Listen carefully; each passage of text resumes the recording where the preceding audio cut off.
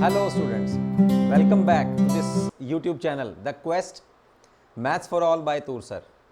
ਅੱਜ ਦੇ ਇਸ ਲੈਕਚਰ ਦੇ ਵਿੱਚ ਬਹੁਤ ਹੀ ਜ਼ਬਰਦਸਤ ਇੰਟਰਸਟਿੰਗ ਟੌਪਿਕ ਸ਼ੁਰੂ ਕਰਨ ਜਾ ਰਹੇ ਹਾਂ, differentiation of exponential functions and logarithmic functions. ਲੇਕਿਨ ਕਿਉਂਕਿ ਇਹ ਕੁਝ ਨਵੇਂ ਫੰਕਸ਼ਨਸ ਤੁਸੀਂ ਸੁਣ ਰਹੇ ਹੋਵੋਗੇ ਨਾਮ, ਵੈਸੇ ਤਾਂ ਦੇਖੋ ਐਕਸਪੋਨੈਂਸ਼ੀਅਲ ਫੰਕਸ਼ਨਸ ਜਿਹੜੇ ਨੇ ਉਹ ਪਿਛਲੀ ਕਲਾਸਿਸ ਵਿੱਚ 10th ਵਿੱਚ ਜਾਂ 11th ਵਿੱਚ ਤੁਸੀਂ ਦੇਖ ਚੁੱਕੇ ਹੋ, ਜਿਨ੍ਹਾਂ ਦੇ ਵੀ ਮਤਲਬ ਪਾਵਰ ਫਾਰਮ 'ਚ ਆਉਂਦੇ ਨੇ ਜਿਹੜੇ ਵੀ ਹੈ ਨਾ, ਉਹ ਐਕਸਪੋਨੈਂਸ਼ੀਅਲ ਫੰਕਸ਼ਨਸ ਦੀ ਫਾਰਮ 'ਚ ਆਪਾਂ ਉਹਨੂੰ ਕਹਿ ਸਕਦੇ ਹਾਂ। ਲੇਕਿਨ ਹੁਣ ਪਰਟੀਕੂਲਰ ਉਹ ਹੁੰਦੇ ਕੀ ਨੇ, ਉਹਨਾਂ ਦੀ ਕੀ ਡੈਫੀਨੇਸ਼ਨ ਹੈ, ਤਾਂ ਉਹਨਾਂ ਦਾ ਡਿਫਰੈਂਸ਼ੀਏਸ਼ਨ ਕਰਨ ਤੋਂ ਪਹਿਲਾਂ ਚੱਲਦੇ ਹਾਂ ਕਿ ਉਹ ਫੰਕਸ਼ਨਸ ਕੀ ਹੁੰਦੇ ਨੇ, ਦੇਖਦੇ ਹਾਂ ਉਹਨਾਂ ਦੀ ਡੈਫੀਨੇਸ਼ਨਸ, ਕਿਸ ਤਰ੍ਹਾਂ ਦੇ ਫੰਕਸ਼ਨਸ ਨੂੰ ਐਕਸਪੋਨੈਂਸ਼ੀਅਲ ਫੰਕਸ਼ਨ ਆਖਦੇ ਹਾਂ ਤੇ ਕਿਸ ਤਰ੍ਹਾਂ ਦੇ ਫੰਕਸ਼ਨ ਨੂੰ ਆਪਾਂ ਲੋਗਰਿਥਮਿਕ ਫੰਕਸ਼ਨ ਕਹਿੰਦੇ ਹਾਂ। ਔਰ ਇਹਨਾਂ ਦੇ ਕੁਝ ਰੂਲਸ ਨੇ, ਉਹ ਵੀ ਤੁਹਾਨੂੰ ਯਾਦ ਰੱਖਣੇ ਪੈਣਗੇ ਤਾਂ ਕਿ ਉਹਨਾਂ ਦਾ ਡਿਫਰੈਂਸ਼ੀਏਸ਼ਨ ਜਿਹੜਾ ਹੈਗਾ ਉਹ ਬੜਾ ਹੀ ਈਜ਼ੀ ਹੋ ਜਾਵੇ। ਠੀਕ ਹੈ, ਤਾਂ ਐਕਸਪੋਨੈਂਸ਼ੀਅਲ ਫੰਕਸ਼ਨ ਦੀ ਡੈਫੀਨੇਸ਼ਨ ਕੀ ਬਣਦੀ ਹੈ? The exponential function with positive base b is a number, any number ਜੋ ਇੱਕ ਤੋਂ ਵੱਡਾ ਹੋਣਾ ਚਾਹੀਦਾ ਹੈ, is the function given by y is equal to fx is equal to b power x। b is any number and x is another number। ठीक है, ਇਹਦੀ ਵੀ ਕੋਈ ਵੀ ਵੈਲਿਊ ਹੋ ਸਕਦੀ ਹੈ, x ਦੀ ਚਾਹੇ ਵੈਲਿਊ 1 ਹੋਵੇ, ਚਾਹੇ 2 ਹੋਵੇ, ਚਾਹੇ 10 ਹੋਵੇ, ਜੋ ਮਰਜ਼ੀ ਵੈਲਿਊ ਹੋਵੇ ਉਸ ਦੇ ਅਕੋਰਡਿੰਗ ਜਿਹੜਾ ਹੈ ਆ ਬਣ ਜਾਏਗਾ। ਜਿਵੇਂ ਮੰਨ ਲਓ 1 ਪਾਵਰ 10 ਹੈ ਤਾਂ 1 ਪਾਵਰ 10 ਮੀਨਸ 1, 2 ਪਾਵਰ 3 ਹੈ ਤਾਂ ਉਹ ਇੱਕ ਅਨਦਰ ਐਕਸਪੋਨੈਂਸ਼ੀਅਲ ਫੰਕਸ਼ਨ ਬਣ ਗਿਆ। ਤਾਂ ਇਹ ਪਾਵਰਸ ਵਾਲੇ ਜੋ ਤੂੰ ਹੈ ਉਹ ਤੁਸੀਂ ਆਲਰੇਡੀ ਪਹਿਲੇ ਵੀ ਪੜ੍ਹ ਚੁੱਕੇ ਹੋ। ਤਾਂ ਕੋਈ ਵੀ ਐਕਸਪੋਨੈਂਸ਼ੀਅਲ ਫੰਕਸ਼ਨ ਜੋ ਇਸ ਫਾਰਮ 'ਚ ਹੋਏਗਾ ਜਾਂ ਜੋ ਕੋਈ ਵੀ ਐਕਸਪ੍ਰੈਸ਼ਨ ਇਸ ਟਾਈਪ ਵਿੱਚ ਹੋਏਗਾ ਉਹਨੂੰ ਆਪਾਂ ਐਕਸਪੋਨੈਂਸ਼ੀਅਲ ਫੰਕਸ਼ਨ ਕਹਿੰਦੇ ਹਾਂ। ਹੁਣ ਅਗਰ b ਦੀ ਜਗ੍ਹਾ ਜੋ ਬੇਸ ਹੈ, this is called base and x is called the power.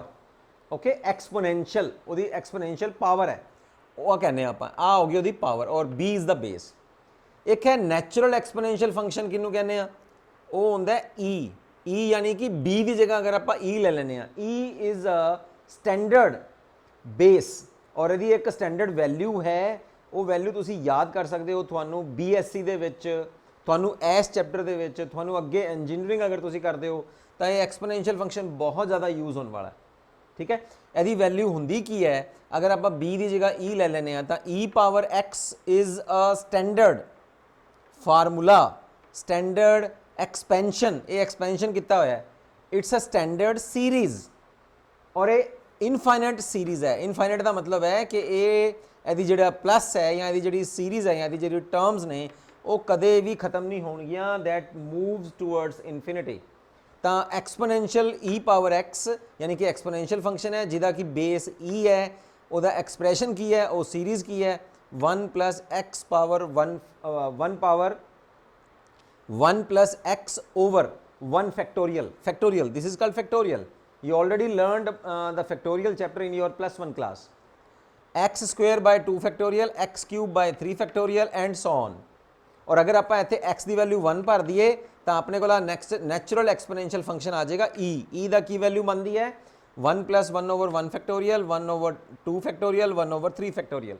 And factorial you already know कि किमें आप उन्होंने खोलते हैं, है ना, जिमें 2 फैक्टोरियल खोलना है तो 2 into 1 खोल देंगे, 3 फैक्टोरियल, इनू फैक्टोरियल नू आप देखो कई बुक्स के एवें भी लिखा होंगे, वो एवें भी लिख देंगे, 3 एवें भी लिख देंगे। ठीक है, या तुम इनू एवें हाफ एल पा दो।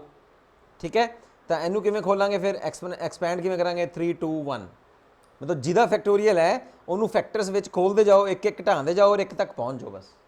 राइट, तो ये सारे फैक्टर नीचे फैक्टोरियल आ गए, इन्हों जो आप खोलते हैं तो ई की वैल्यू जी है वो डेसीमल्स विच अपने को आ जाएगी और वो स्टैंडर्ड वैल्यू है।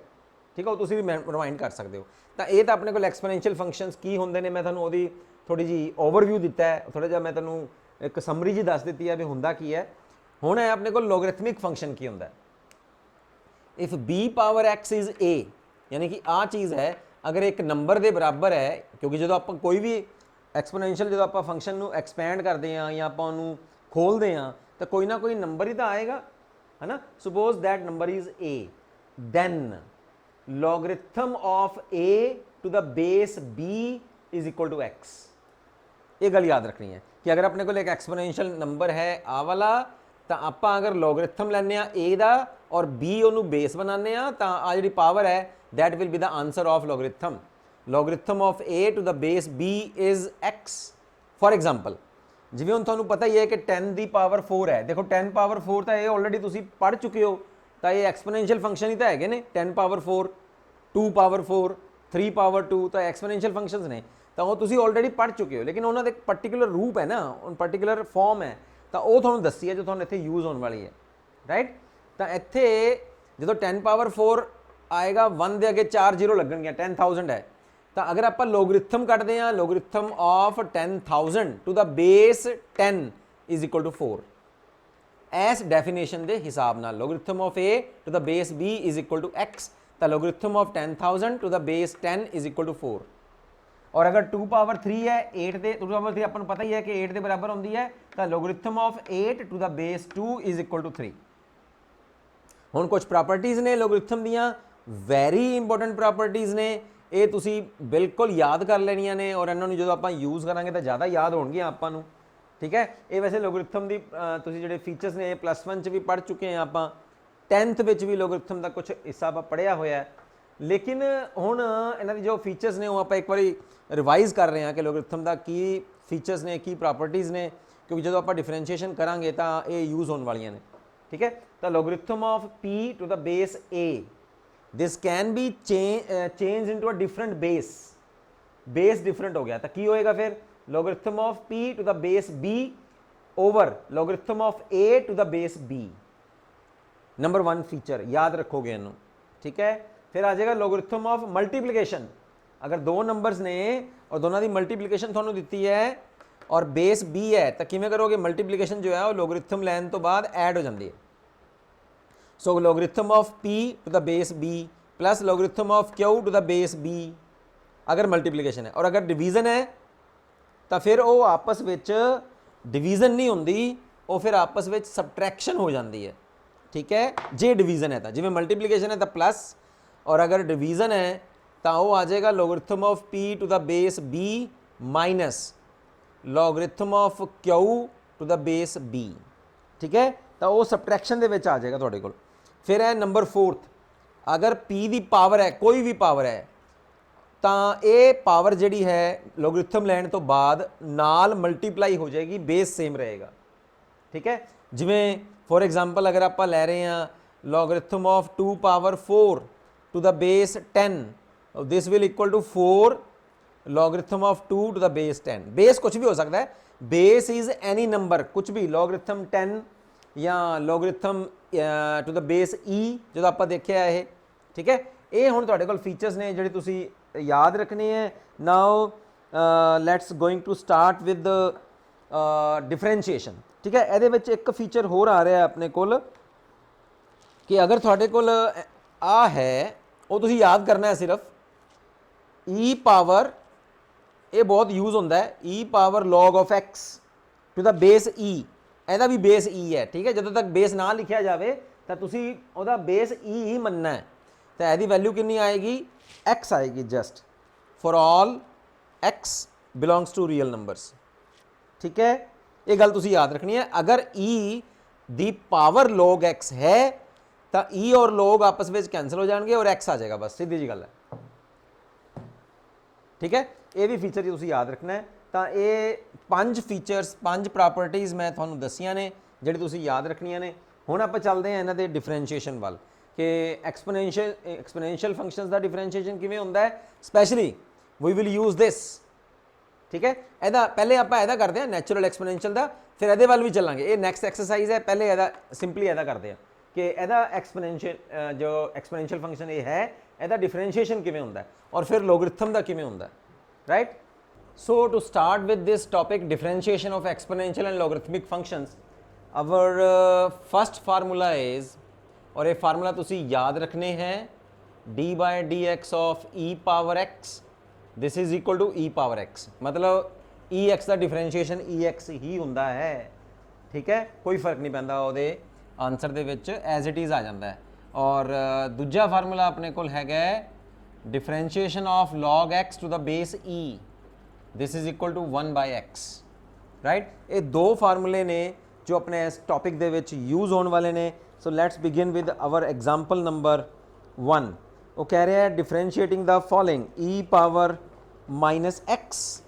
फर्स्ट फार्मूला अपन फर्स्ट क्वेश्चन जो है this is our example number 29th इस टॉपिक दे विच, ठीक है। और द फर्स्ट पार्ट है you have to find out d by d x of e power minus x.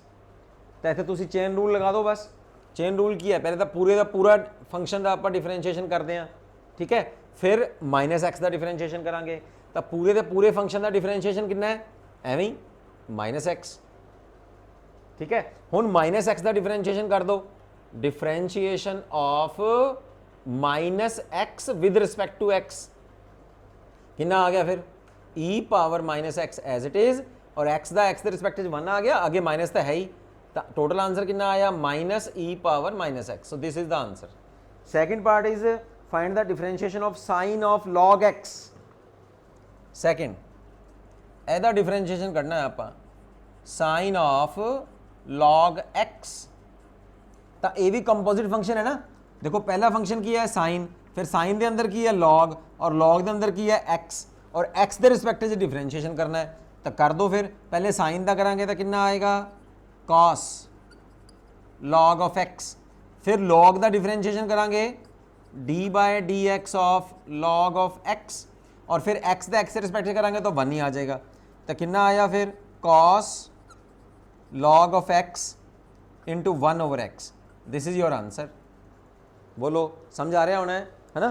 Third example देखो, थर्ड एग्जाम्पल दे विच कह रहे हैं cos inverse of e power x. Third part है d by d x of cos inverse of e power x. तो पहले तो कॉस इनवर्स का फार्मूला दसो की होंदा है, दसिया सी ना। डिफरेंशिएशन आप डायरैक्ट जो पिछले टॉपिक करके गए हाँ, d by d x of cos inverse of x की सी फार्मूला हो 1 minus x square under the root और माइनस, ठीक है, बस उस फार्मूले भर दो। फिर तो सब तो पहला कॉस इनवर्स का करते हैं, -1 ओवर 1 माइनस एक्स की जगह पर की है हुण एक्स स्केयर है ना, तो इत्थे आ जाएगा ई पावर एक्स का whole square under the root और माइनस। तो हुण डिफरेंशिएशन करना है फिर ई एक्स का, तो ई एक्स का डिफरेंशिएशन ई एक्स ही आ जाएगा। बस इत्थे तुसीं इहनूं रोक सकते हो, that will be your answer. तो ऊपर की आ गया फिर माइनस ई पावर एक्स, और नीचे आ गया 1 माइनस, आ पावर ना पावर मल्टीप्लाई हो जाएगी, ई पावर 2x आ जाएगा। आ तुहाडा आंसर आ गया। फोर्थ पार्ट कह रहा है ई पावर कॉस ऑफ एक्स। तो differentiation of e power cos of x. तो पहले तो फार्मूला लगाओ ई दे जो भी है ई का ऊपर से जो मर्जी है ना, उदा डिफरेंशिएशन एज इट इज। तो ई पावर कॉस एक्स का डिफरेंशिएशन कॉस एक्स ही हो गया, ई पावर कॉस एक्स हो गया। हुण कॉस एक्स का करो तो कितना आ गया, माइनस साइन एक्स। तो एक्स का एक्स रिस्पेक्टिव करांगे तो 1 ही हो जाएगा। तो आंसर आ गया अपने को। बोलो समझ आ रहे हैं ना। कितने ईजी क्वेश्चनस ने, और आ सेम क्वेश्चनस ने जो अपने 5.4 ਦੇ ਵਿੱਚ ਹੈਗੇ ਨੇ, ਉਹ ਵੀ ਆਪਾਂ ਹੁਣ ਕਰ। ਤਾਂ ਹੁਣ एग्जांपल्स कंप्लीट हो चुकी ने। Let's start with exercise 5.4। First question is find the differentiation of e power x over sine x. तो यू भी फार्मूला लगाना है ना। U function is this and v is this, quotient formula. तो सब तो पहला नीचे वाले का जो डिफरेंशिएशन होंदा है उदों डिनोमीनेटर का स्क्वेयर हो गया, denominator is on the numerator as it is. E power x का differentiation e power x minus e power x as it is. हुण साइन का डिफरेंशिएशन करांगे तो कॉस एक्स आ जाएगा। हुण इन दोनों के नीचे अगर आप डिवाइड करते हैं तो थोड़ा जा आंसर नूं अगर सिंपलीफाई करना है तो साइन ओवर साइन एक कट जाएगा। तो इत्थे आ जाएगा e power x over sine x minus e power x cos over sine कितना होंदा है, कॉट एक्स, और 1 ओवर साइन जिहड़ा आएगा हो जाएगा कोसीकेंट एक्स। तो या तो इत्थे आंसर छड्ड दो या ये आंसर हो गया। See now the second question, e power sine inverse of x. So d by d x of e power sine inverse of x. Okay, तो ई का डिफरेंशिएशन की होंदा है, जो मर्जी पावर होवे तो एक बारी तो ही होएगा है ना, e power sine inverse of x आ जाएगा। हुण साइन इनवर्स ऑफ एक्स का करना है, की होंदा है फार्मूले विच 1 over 1 minus x square. This is your answer. Simply एक एक लाइन के आंसर ने।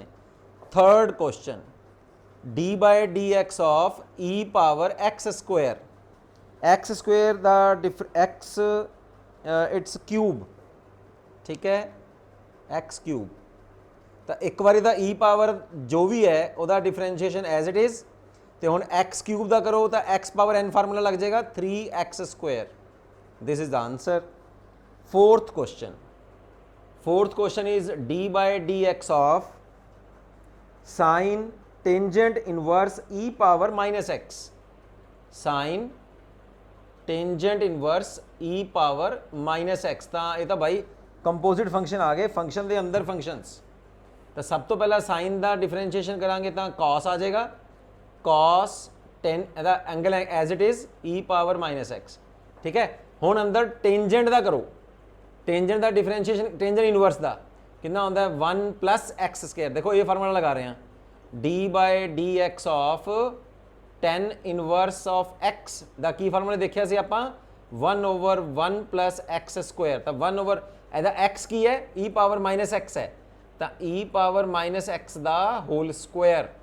राइट, हुण तीसरा फंक्शन है ई पावर माइनस एक्स, तो ई पावर माइनस एक्स का ई पावर माइनस एक्स और माइनस एक्स का कितना हो जाएगा -1। बस इनू सैट कर लो, यही आंसर है बस। ठीक है, तो कितना आ गया minus e power minus x over 1 + E power -2x into cos of tan inverse of e power minus x. Now this is the fifth question. Log of cos of एदा डिफरेंशिएशन करना है cos of e power x. ठीक है, okay, तो पहले log का करो, log of cos of e power x. तो आ हो गया लॉग एक्स है ना, एक्स की जगह तो कॉस ई पावर एक्स आ गया। तो की होंगे लॉग का 1/x है ना, तो नीचे आ गया। हुण कॉस का करो, कॉस का कितना होंगे माइनस साइन ऑफ एक्स का, एक्स की जगह ई पावर एक्स है तो माइनस साइन ई एक्स आ गया। हुण ई एक्स का करांगे तो कितना आ गया ई पावर एक्स आ गया। बस आ टोटल आंसर है। बस ई पावर एक्स अगे लिख दो, आ नीचे आ गया। हाँ थोड़ा जहा सॉल्व हो सकता है। तो e minus e power x as it is आ माइनस ते आ, तो साइन ओवर कॉस कितना होंगे है tangent e power x. This the answer. Sixth question उन्होंने थोड़ा आ दिता है और इसका डिफरेंशिएशन करना है आप d by d x of आ सारा फंक्शन है। तो first of all e power x का डिफरेंशिएशन तो ई पावर एक्स ही होएगा। ठीक है, तो एज इट इज़ हुण ई पावर x² का डिफरेंशिएशन ई पावर x² और x² का क्या आ जाएगा 2x।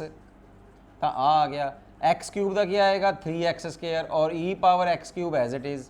ई पावर x4 का क्या आएगा ई पावर x4 और x4 का डिफरेंशिएशन करांगे तो क्या आ जाएगा 4x³ प्लस आ गया 5x⁴ और e power x⁵। This the answer. Seventh question. ठीक है ना, मैं केड़े दो फार्मूले लगाए हैं, तुम समझता आ रहे होंगे। मैं दो फार्मूले लगाए हैं, d by d x of e power x का था ई पावर एक्स आ गया, और दूसरा मल्टीप्लीकेशन का और कंपोजिट फंक्शन का लगाया है ना d power d x of x power n, तो n of x n -1।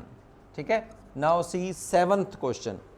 Seventh question is under the root e power x under the root d by d x of, पहले तो सारा under root है, फिर ई the power वाला भी under root है। तो हम एदा मतलब की बनया, एदा मतलब ये बनया d by d x of, ठीक है, टोटल अंडर रूट है ना, तो टोटल अंडर रूट का मतलब है पावर 1/2 है। हुण एदा डिफरेंशिएशन करो, पावर वाला फार्मूला लगावांगे तो की आएगा 1/2 पावर अगे और एदे विचों एक माइनस हो जाएगी e power x under the root -½ power. Right, हुण e power x under root का की आ गया e power x under root, और एक्स अंडर रूट का की आ गया एक्स अंडर रूट का, एक्स अंडर रूट मतलब 1/2, तो 1/2 फिर अगे आ गई और एक्स पावर -½ आ गया।